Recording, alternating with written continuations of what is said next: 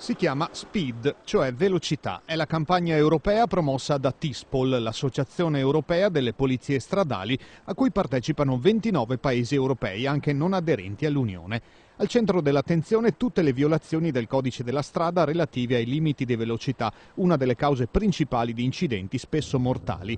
In Italia il riferimento è l'articolo 142 che con la recente modifica approvata dal governo introduce sanzioni più aspre ma anche la soglia dei 150 km/h su alcuni tratti autostradali. In Veneto si ipotizza la Brescia-Padova.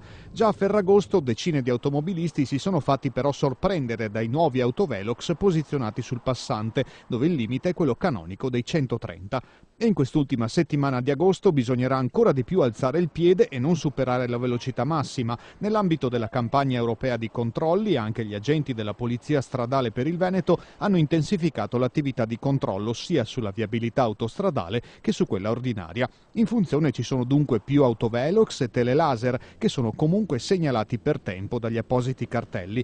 A queste apparecchiature si affiancano 3 autovetture veloci con colori di serie dotate di sistema Provida che percorrono la rete autostradale per l'accertamento della violazione in movimento. Su alcuni tratti autostradali, la A13 Padova-Bologna e il tratto Somma-Campagna-Brescia della A4, rimane in funzione il sistema Safety Tutor che rileva la velocità media. I risultati della campagna europea SPEED saranno resi noti tra una decina di giorni.